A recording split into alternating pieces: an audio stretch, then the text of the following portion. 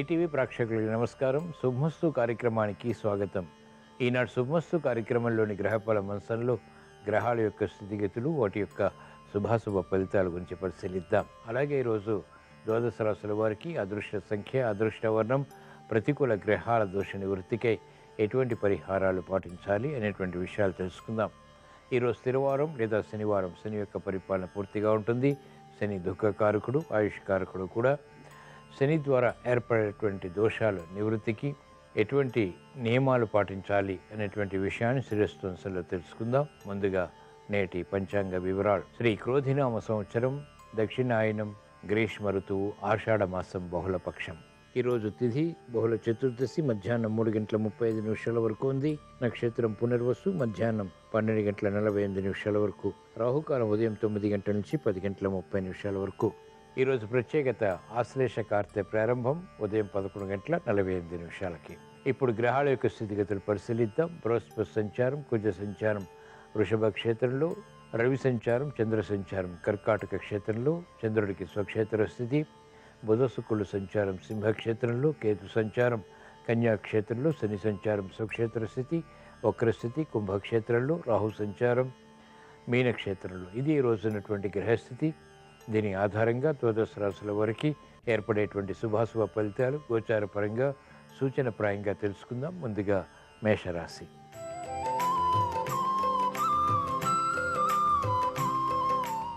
ఈరోజు మేషరాశి వారి ఫలితాలు పరిశీలించినట్లయితే అసహన పరిస్థితులు ఆర్థికంగా ఉన్నప్పటికీ నెగ్గుకు రాగలుగుతారు. చేపట్టినటువంటి కార్యకలాపాలు క్రమక్రమంగా ప్రోత్సాహాన్ని పెంపొందింపచేస్తాయి. శ్రమ అధికమవుతుంది. ఆశించినటువంటి ప్రయోజనకర కార్యక్రమ నిర్వహణ నిర్విఘ్నంగా కొనసాగించలేకపోతారు.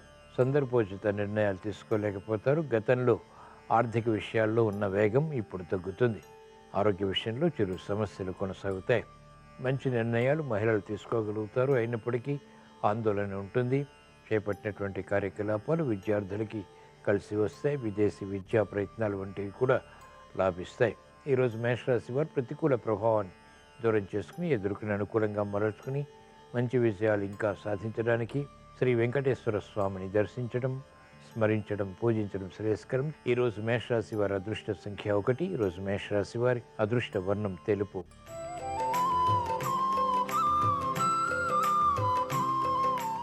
ఈరోజు వృషభ రాశి వారి ఫలితాన్ని పరిశీలించినట్లయితే మానసిక క్లేశాలు కొనసాగుతాయి. సందిగ్ధ పరిస్థితులు వృత్తి, వ్యాపార, ఉద్యోగ సంబంధిత కార్యకలాపాలు ఎదుర్కోవాల్సి వస్తుంది. నిర్ణయాలు త్వరితగతిని తీసుకోలేకపోతారు. ముందు నుయ్యి వెనుక గొయ్యి వంటి పరిస్థితులు ఆర్థికంగా కూడా ఉంటాయి. చేపట్టినటువంటి కార్యకలాపాలపై పట్టు బిగించగలుగుతారు. మానసిక ధైర్యం, మానసిక భీతి సమాంతరంగా కొనసాగుతాయి. మహిళలకు ప్రాధాన్యతతో కూడినటువంటి నిర్ణయాలు మాత్రమే లాభిస్తాయి. చేపట్టినటువంటి కార్యకలాపాలపై సందేహాలు ప్రబలమవుతాయి. విద్యార్థులకి సూక్ష్మత కొనసాగుతుంది. విద్యా విషయాలు కూడా అనుకూలిస్తాయి. మంచి నిర్ణయాల ద్వారా మాత్రమే వ్యాపార రంగం వారు ఆర్థిక వృద్ధి సాధించగలుగుతారు.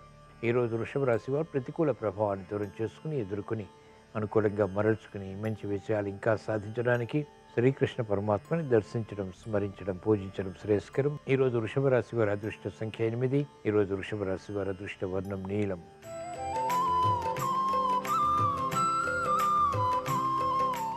ఈరోజు మిథున రాశి వారి ఫలితాన్ని పరిశీలించినట్లయితే విదేశీ ప్రయాణాలు ఉపకరిస్తాయి. సంభాషణల ద్వారా ఇతరులను ఆకట్టుకోగలుగుతారు. మానసిక భీతి కొనసాగుతుంది. వ్యయం పెరుగుతుంది, ఆదాయం పెరుగుతుంది. సందర్భోచిత నిర్ణయాలు తీసుకోలేకపోతారు. సందిగ్ధత ఉంటుంది. కార్యక్రమాల్లో వేగం మహిళలకు తగ్గుతుంది.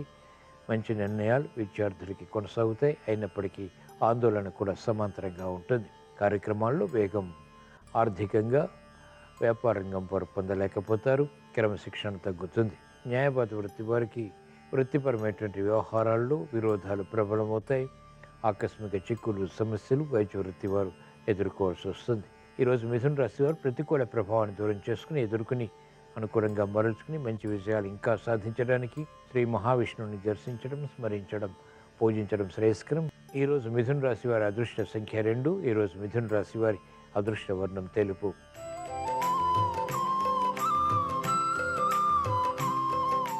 ఈరోజు కర్కాటక రాశి వారి ఫలితాన్ని పరిశీలించినట్లయితే ఆర్థిక విషయాల్లో ఆచితూచి వ్యవహరించాలి. తొందరపాటు స్వభావం, తొందరపాటు నిర్ణయాలు పనికిరావు. గతంలో కన్నా మెరుగైనటువంటి పరిస్థితులు ఆర్థికంగా ఉన్నప్పటికీ సద్వినియోగపరచుకోలేకపోతారు. సమర్థత తగ్గుతుంది. అనిశ్చితి ఆర్థికంగా కొనసాగుతుంది. అసహన పరిస్థితులు వృత్తి, వ్యాపార, ఉద్యోగ సంబంధిత కార్యకలాపాల్లో వేధిస్తాయి. క్రమశిక్షణ తగ్గుతుంది. మహిళలు ఆరోగ్య విషయంలో జాగ్రత్తలు పాటించాలి. ఆర్థిక రక్షణ తప్పనిసరి. మెరుగైనటువంటి కార్యక్రమాలు వ్యాపార రంగం వారు కొనసాగించలేకపోతారు. ఒకవేళ కొనసాగించినప్పటికీ ఆశించినటువంటి ప్రయోజనాలు ఆలస్యంగా లభిస్తాయి. ఈరోజు కర్కాటక రాశి వారు ప్రతికూల ప్రభావాన్ని దూరం చేసుకుని ఎదుర్కొని అనుకూలంగా మరల్చుకుని మంచి విషయాలు ఇంకా సాధించడానికి ఈశ్వర ఆరాధన, ఈశ్వర స్మరణ, ఈశ్వరాభిషేకం వంటి ప్రక్రియలు ఉపకరిస్తాయి. ఈరోజు కర్కాటక రాశి వారి అదృష్ట సంఖ్య 3. ఈరోజు కర్కాటక రాశి వారి అదృష్ట వర్ణం పసుపు.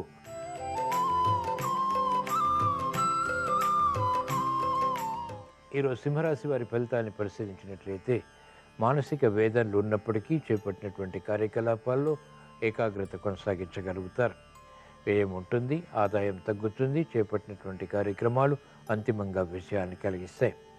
గట్టి కృషి తప్పనిసరి. పట్టుదలతో కార్యక్రమ నిర్వహణ చేపట్టడం ద్వారా మాత్రమే విజయాలు పొందగలుగుతారు. ఆరోగ్య విషయంలో చిరు సమస్యలు కొనసాగుతాయి. గతంలో చేసినటువంటి పొరపాట్లు ఇప్పుడు వెలుగులోకి వస్తాయి, వేధిస్తాయి. సంభాషణల విషయంలో మహిళలు జాగ్రత్తలు వహించాలి. చేపట్టినటువంటి కార్యకలాపాలు విద్యార్థులకు ఉపకరిస్తాయి. మంచి అవకాశాలు వ్యాపార రంగం వారు క్రమక్రమంగా సద్వినియోగపరుచుకుని విజయాలు పొందగలుగుతారు. ఈరోజు సింహరాశి వారు ప్రతికూల ప్రభావాన్ని దూరం చేసుకుని ఎదుర్కొని అనుకూలంగా మరల్చుకుని మంచి విజయాలు ఇంకా సాధించడానికి శ్రీ దక్షిణామూర్తిని దర్శించడం, స్మరించడం, పూజించడం శ్రేయస్కరం. ఈరోజు సింహరాశి వారి అదృష్ట సంఖ్య 5. ఈరోజు సింహరాశి వారి అదృష్ట వర్ణం ఆకుపచ్చ.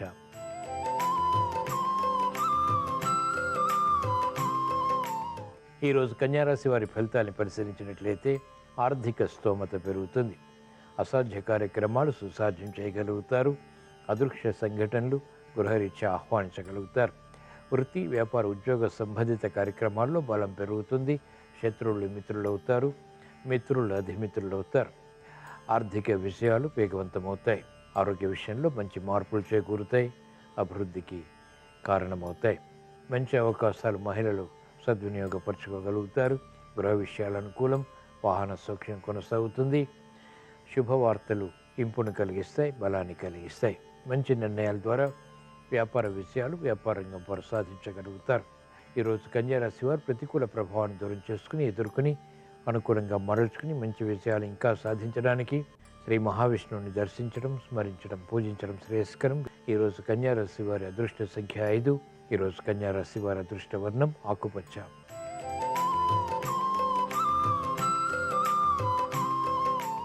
ఈరోజు తులారాశి వారి ఫలితాన్ని పరిశీలించినట్లయితే సమస్యలు ఉన్నప్పటికీ చేపట్టినటువంటి కార్యకలాపాల్లో అనుకూలత కూడా సమాంతరంగా సాధించగలుగుతారు. లాభదాయకమైనటువంటి కార్యక్రమాలు అంతిమంగా ప్రతికూలతని కలిగిస్తాయి. జాగ్రత్తతో కూడినటువంటి నిర్ణయాలు ఆర్థికంగా తప్పనిసరి. కార్యక్రమాల్లో వేగం ఆశించినంతగా పెంపొందింప చేసుకోలేకపోతారు. క్రమశిక్షణ తగ్గుతుంది, ఆందోళన పెరుగుతుంది. అనిశ్చిత పరిస్థితులు, అసహన పరిస్థితులు వృత్తి, వ్యాపార, ఉద్యోగ సంబంధిత కార్యక్రమాల్లో చుట్టుముడతాయి. వేగవంతమైనటువంటి నిర్ణయాలు విద్యార్థులకి పనికిరావు. ఓర్పు, సహనంతో కూడినటువంటి కార్యక్రమాలు మహిళలకు లాభిస్తాయి. క్రీడారంగం వారికి ప్రతికూలత కొనసాగుతుంది. మంచి కార్యక్రమాలు వ్యవసాయ రంగం వారు మెల్లమెల్లగా చేపట్టగలుగుతారు. ఈరోజు తులారాశి వారు ప్రతికూల ప్రభావాన్ని దూరం చేసుకుని ఎదుర్కొని అనుకూలంగా మరల్చుకుని మంచి విషయాలు ఇంకా సాధించడానికి శ్రీ వెంకటేశ్వర స్వామిని దర్శించడం, స్మరించడం, పూజించడం శ్రేయస్కరం. ఈరోజు తులారాశి వారి అదృష్ట సంఖ్య 8. ఈరోజు తులారాశి వారి అదృష్ట వర్ణం నీలం.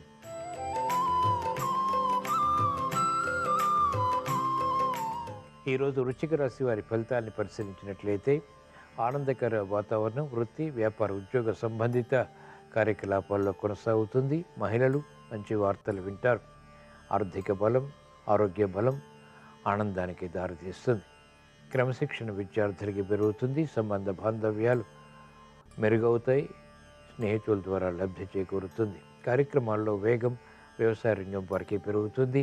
అనిశ్చిత పరిస్థితులు వైద్య వృత్తి వారికి మటుమాయం అవుతాయి. న్యాయవాద వృత్తి వారికి అత్యంత అనుకూలం. కీలక నిర్ణయాలు తీసుకోగలుగుతారు. బాధ్యతలు పెరుగుతాయి. అనిశ్చిత పరిస్థితులు సునాయాసంగా దూరం చేసుకునేటువంటి ప్రయత్నాలు వ్యాపార రంగం వారికి లభ్యమవుతాయి. ఈరోజు వృశ్చిక రాశి వారు ప్రతికూల ప్రభావాన్ని దూరం చేసుకుని ఎదుర్కొని అనుకూలంగా మరల్చుకుని మంచి విషయాలు ఇంకా సాధించడానికి ఈశ్వర ఆరాధన, ఈశ్వర స్మరణ, ఈశ్వరాభిషేకం వంటి ప్రక్రియలు ఉపకరిస్తాయి. ఈరోజు వృశ్చిక రాశి వారి అదృష్ట సంఖ్య 2. ఈరోజు వృశ్చిక రాశి వారి అదృష్ట వర్ణం తెలుపు.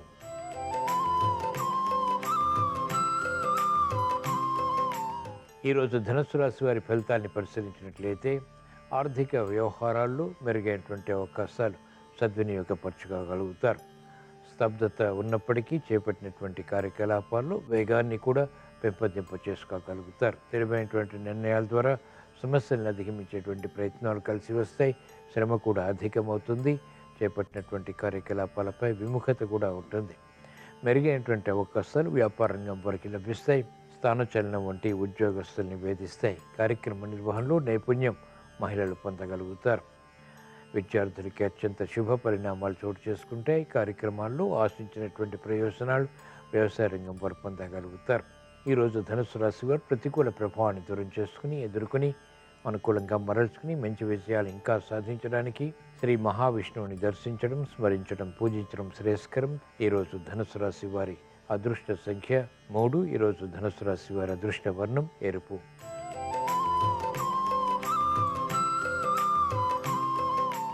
ఈరోజు మకర రాశి వారి ఫలితాన్ని పరిశీలించినట్లయితే ఆసక్తితో కూడిన అంశాలు వృత్తిపరంగా బలాన్ని కలిగిస్తాయి. మెరుగైనటువంటి అవకాశాలు ఉద్యోగపరంగా కూడా పొందగలుగుతారు. అనిశ్చితి తొలగుతుంది. చేపట్టినటువంటి కార్యకలాపాలపై పటుత్వం కొనసాగుతుంది. గతంలో కన్నా మెరుగైనటువంటి వాతావరణం ఆత్మవిశ్వాసాన్ని పెంపొందింపచేస్తుంది. నిర్ణయాలు స్వతంత్రంగా తీసుకోగలుగుతారు. తీసుకున్నటువంటి నిర్ణయాలు అమలు చేయగలుగుతారు. బాధ్యతతో కూడినటువంటి కార్యక్రమాల ద్వారా గుర్తింపును కూడా పొందగలుగుతారు. అభివృద్ధి ఆర్థికంగా మహిళలకు బలాన్ని కలిగిస్తుంది. ఆరోగ్య విషయంలో చిరు సమస్యలు ఉన్నప్పటికీ ఆర్థిక బలం ఆనందానికి దారితీస్తుంది.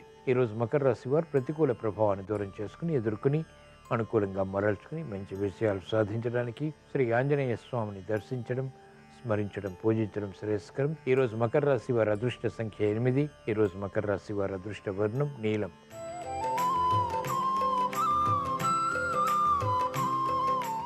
ఈరోజు కుంభరాశి వారి ఫలితాన్ని పరిశీలించినట్లయితే ఆర్థిక విషయాల్లో ఆచితూచి వ్యవహరించాలి.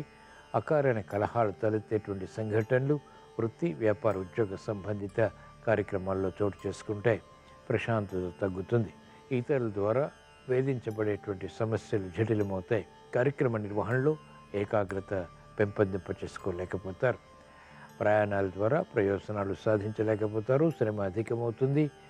ప్రయాణాల విషయంలో చిరు సమస్యలు కూడా తలెత్తుతాయి. ఆరోగ్య విషయంలో మహిళలు జాగ్రత్తలు పాటించాలి. విద్యార్థులకి మందత్వం కొనసాగుతుంది. అనిశ్చిత పరిస్థితులు వ్యాపార రంగం వారిని వేధిస్తాయి. నిర్ణయాలు త్వరితగతిని తీసుకున్నప్పటికీ వాటిని అవలంబించేటువంటి విధి విధానాల్లో విరోధాలు తలెత్తుతాయి. ఈరోజు కుంభరాశి వారు ప్రతికూల ప్రభావాన్ని దూరం చేసుకుని ఎదుర్కొని అనుకూలంగా మరల్చుకుని మంచి విషయాలు ఇంకా సాధించడానికి శ్రీ సుబ్రహ్మణ్య స్వామిని దర్శించడం, స్మరించడం, పూజించడం శ్రేయస్కరం. ఈరోజు కుంభరాశి వారి అదృష్ట సంఖ్య 8. ఈరోజు కుంభరాశి వారి అదృష్ట వర్ణం నీలం.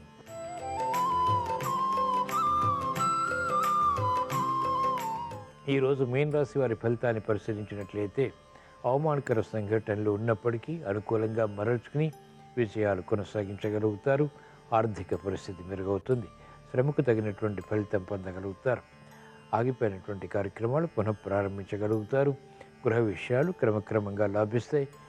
ఆలోచించి నిర్ణయాలు తీసుకుని కార్యక్రమాలు రూపొందించుకుని ఆచరించి విజయాలు పొందేటువంటి ప్రయత్నాలు కొనసాగించగలుగుతారు. సమర్థత పెరుగుతుంది.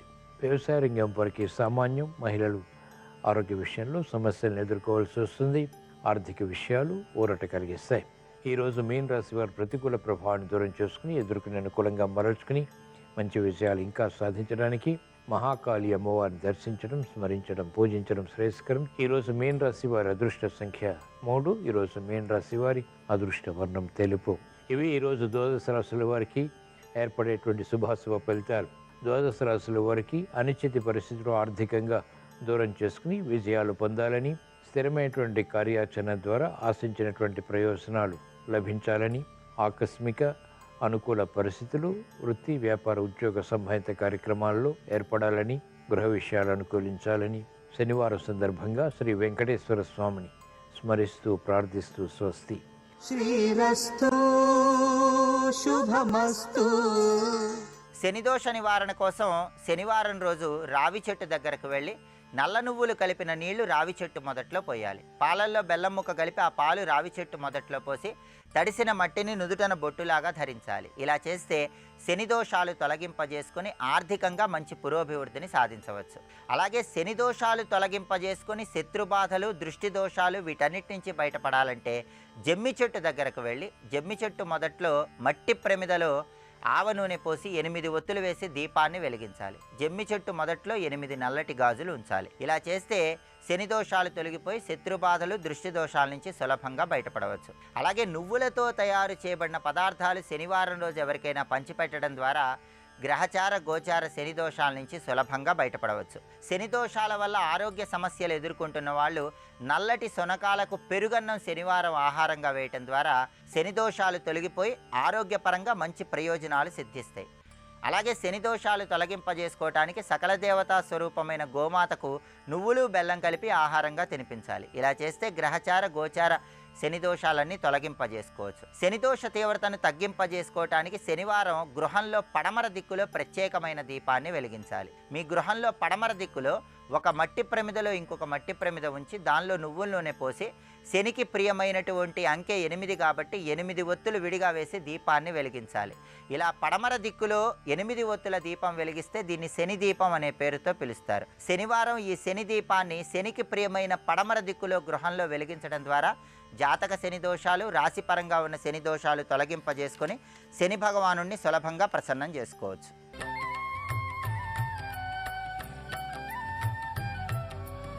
గురుర్బ్రహ్మా గురుర్విష్ణుః గురుర్దేవో మహేశ్వరః గురుః సాక్షాత్ పరం బ్రహ్మ తస్మై శ్రీ గురవే నమః.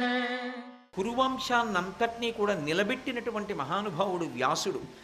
ఆయన యొక్క అనుగ్రహం చేతనే అంబికా అంబాలికలకు ధృతరాష్ట్రుడు, పాండురాజు జన్మించారు. ఇద్దరూ జన్మించడమూ అయింది. తర్వాత విదురుడు కూడా జన్మించాడు. మహాధర్మమూర్తి యమధర్మరాజు గారి యొక్క అవతారం. వీళ్ళందరూ పుట్టడానికి కారణం కేవలముగా వ్యాస భగవానుడే. అలా వీళ్ళు ముగ్గురు జన్మించిన తరువాత కారణాంతరముల చేత పాండురాజు గారు శరీరం విడిచిపెట్టేశాడు. పరిపాలన చేస్తున్నవాడు పాండురాజు, ధృతరాష్ట్రుడు పుట్టుగుడ్డివాడు. ఆ కారణం చేత పాండురాజు పరిపాలన చేసి ఎన్నో యుద్ధాలు చేసి అఖండమైనటువంటి సామ్రాజ్యాన్ని విస్తరింపచేశాడు. అలా పాండురాజు పరిపాలన చేస్తున్నటువంటి కాలంలో ఒకానొకప్పుడు ఒక ముని ఇచ్చినటువంటి శాపకారణం చేత మరణాన్ని పొందాడు. ఎంత పెద్ద సమస్య ఏర్పడింది అంటే అవతల మాద్రి మరణించి సహగమనం చేసింది పాండురాజుతో. అసలు పెద్ద భార్య కుంతీదేవి సహగమనం చేయాలి, కానీ చిన్న భార్య మాద్రి సహగమనం చేసింది. సహగమనం చేసేటప్పుడు ఆవిడ ఒక మాట చెప్పింది, 5 బిడ్డలున్నారు, వీళ్ళు దేవతల యొక్క అంశతో జన్మించినటువంటి వాళ్ళు. రేపు వీళ్ళని తీసుకుని హస్తినాపురానికి వెడితే అక్కడ ఉన్న వాళ్ళందరూ కూడా వీళ్ళు పాండురాజపుత్రులేనా అని అడుగుతారు. పైగా తండ్రి లేని ఈ 5 పిల్లల్ని పెంచడం నా వల్ల అయ్యే పని కాదు, ఆ ఓర్పు ఆ దక్షత నీయందే ఉన్నాయి అని కుంతిదేవికి ఆ పిల్లల్ని అప్పజెప్పేసి పాండురాజుతో మాద్రి సహగమనం చేసేసింది. ఇక మిగిలిపోయినటువంటిది కుంతీదేవి మిగిలింది 5 పిల్లలతో. ఈ చిన్న పిల్లల్ని 5 తీసుకుని హస్తినాపురానికి వెళ్ళాలి. అక్కడ ఉన్నటువంటి వాళ్ళల్లో ధృతరాష్ట్రుడు ఉన్నాడు, పెనువేప విత్తు, పైకి కనపడడం, కానీ ఎప్పుడూ రాజ్యమంతా తన కొడుకు దుర్యోధనుడికే అప్పగించాలనేటటువంటి విశేషమైన స్వార్థబుద్ధి కలిగినటువంటి వాడు. అది కాక దుర్యోధనాదులు ఉన్నారు.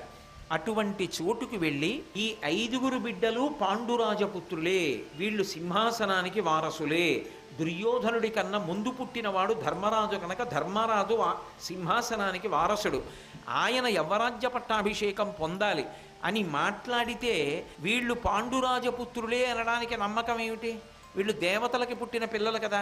యమధర్మరాజు గారికి ధర్మరాజు పుట్టాడు, వాయువుకి భీముడు పుట్టాడు, ఇంద్రుడికి అర్జునుడు పుట్టాడు, అశ్వనీ దేవతలకి నకుల సహదేవులు పుట్టారంటే వాళ్ళ అంశల చేత వాళ్ళ అనుగ్రహం చేత పుట్టారు.